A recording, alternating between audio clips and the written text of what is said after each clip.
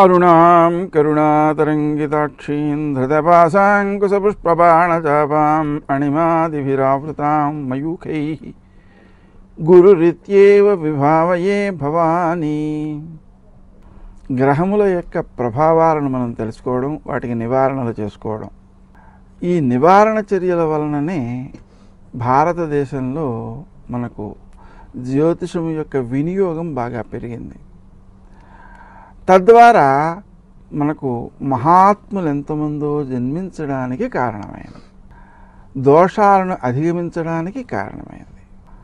ఆ విధంగా మన నివారణ చర్యలను ఆచరణలో పెట్టి సత్ఫలితాలను పొందిన వారు తమ అనుభవాలను కింద కామెంట్లలో రాస్తే కొత్త వారికి కూడా ఆ పరిహార క్రియలపై ఉండే అభిమానం పెరుగుతుంది, వినియోగించుకోగలుగుతారు.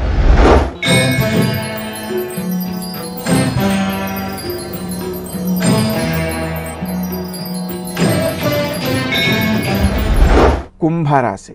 ఈ రాశి వారు తాము ఆచరించే కార్యక్రమాల్లో విజయాలు సాధిస్తారు, లక్ష్య సాధనాశక్తితో ప్రవర్తించగలుగుతారు, ఇతరులకు మేలు చేయగలుగుతారు. అదేవిధంగా స్వప్రయోజనాల కంటే ఇతరులకు ప్రయోజనాలను సాధించి పెట్టడమే శ్రేష్టము అనేటువంటి భావనతో కొన్ని స్వప్రయోజనాలని అశ్రద్ధ చేసే అవకాశం కూడా ఉంది. విశేషించి మీరు మాట్లాడే తీరు అందరినీ ఆకట్టుకునేదిగా ఉండడం వలన మీరు చేసేటువంటి ప్రతి పనిలోనూ ఇతరుల యొక్క సహాయ సహకారాలు పూర్తిగా లభిస్తుంటాయి. ముఖ్యంగా వ్యాపారస్తులైన మిత్రుల యొక్క సహాయ సహకారాలు మీకు ఎక్కువగా లభించే అవకాశం ఉంది. వాహన స్థానంలో మీరు పొందేటువంటి ఇబ్బందిని అధిగమించడం కోసం గౌతమ నామాన్ని జపించుకోవడం తప్పనిసరి. విద్యార్థులు నూతన విషయాలన్నిటినూ తెలుసుకునే ప్రయత్నం చేస్తారు.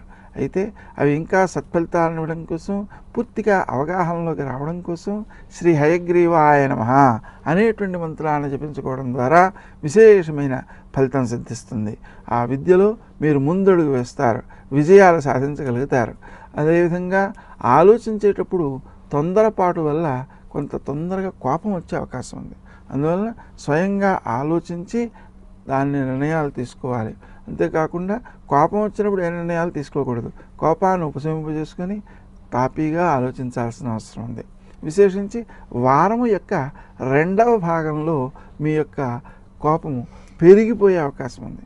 అందువలన దాన్ని నిగ్రహించుకోవడం వలన మీరు నష్టపోకుండా ఉంటారు. ఒకవేళ నిగ్రహించుకోకపోతే మీరు ఎక్కువ నష్టపోతారు. మీ మాట వల్ల ఎదుటి వ్యక్తి నష్టపోయేదానికంటే మీరు ఎక్కువ నష్టపోయే అవకాశం ఉంది. కాబట్టి మీరు ఆ నిగ్రహం అనేటువంటి దాన్ని బాగా అలవరుచుకోవడం, ఆలోచించి ఆచితూచి వ్యవహరించడం, ప్రాణాయామాధికాన్ని ఆచరించడం మొదలైనటువంటి వాటి ద్వారా మీ నిగ్రహ శక్తిని పెంపొందించుకోవాల్సిన అవసరం ఉంది. స్నేహ సంబంధాల కోసం, వాటిని కాపాడుకోవడం కోసం మీ స్వప్రయోజనాలను కూడా కొన్నిటిని విడనాడి వాటికి ఇతరులకు మేలు చేసేటువంటి అవకాశం ఉంది. అలా చేయడమే భవిష్యత్తులో మీకు ఉపకరించేదిగా ఉంటుంది.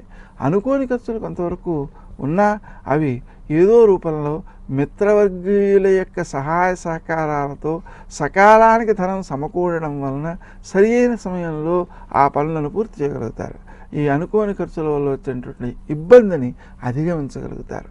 మీ మాట యొక్క విలువను పెంపొందించుకోగలుగుతారు.